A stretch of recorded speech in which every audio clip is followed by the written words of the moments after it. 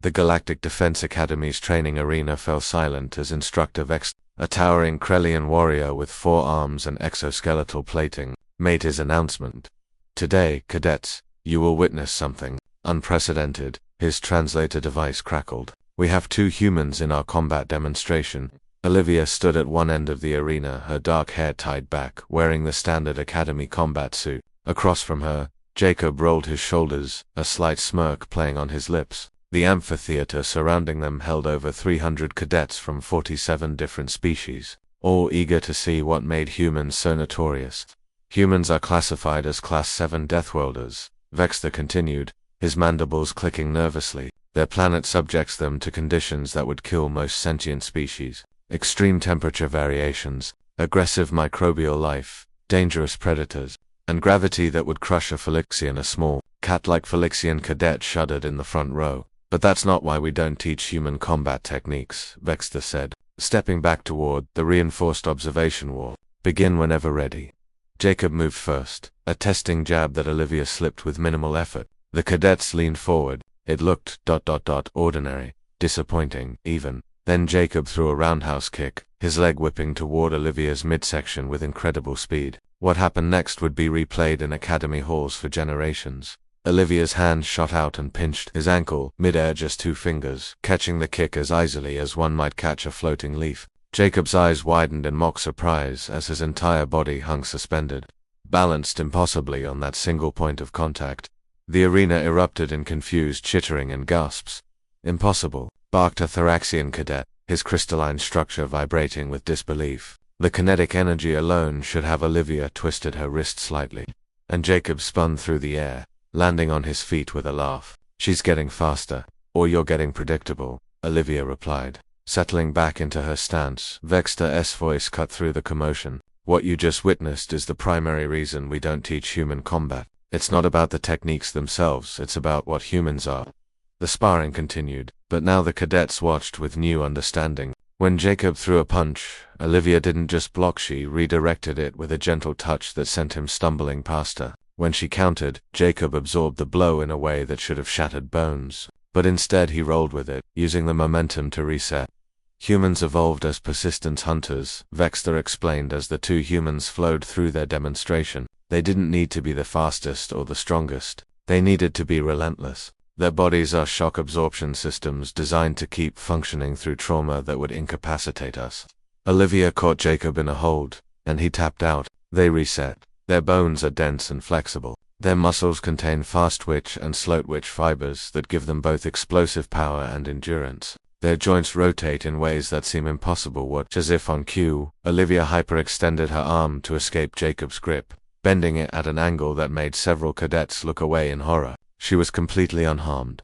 But the real problem, Vexter continued, is 4 arms gesturing emphatically, is their proprioception and reaction time. Humans process kinetic information faster than almost any species in the galaxy. That pinch you saw, she calculated his trajectory, force, angle, and counterbalance in a fraction of a second.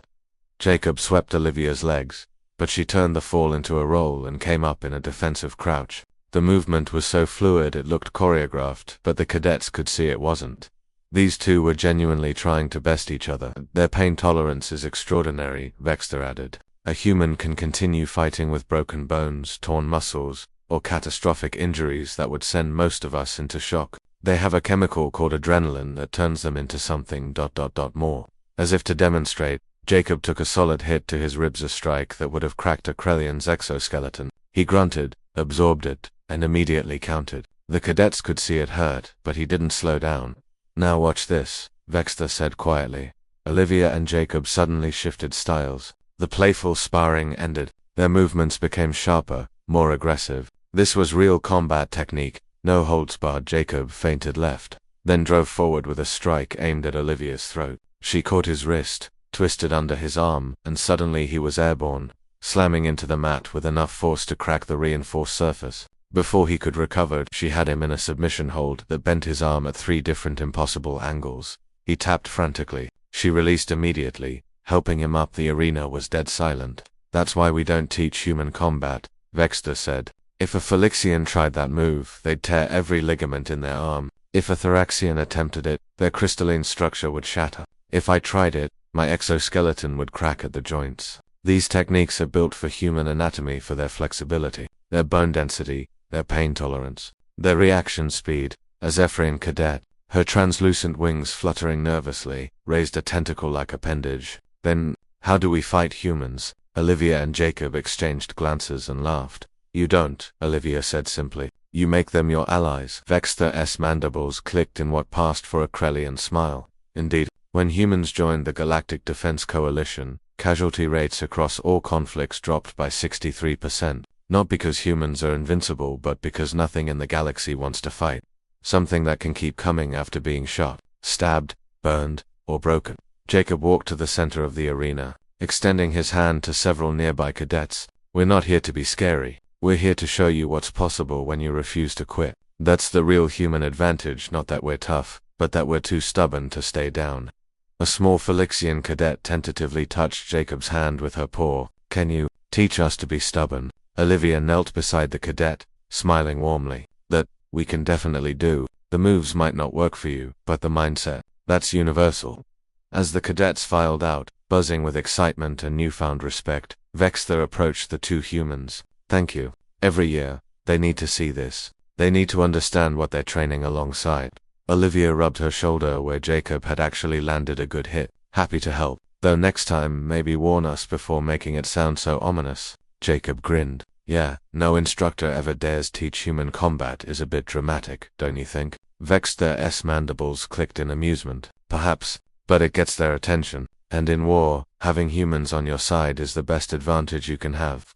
As the three of them left the arena, one truth echoed through the minds of every cadet present. Humanity wasn't feared because they were monsters. They were feared because they were survivors and they'd fight beside you until the very end.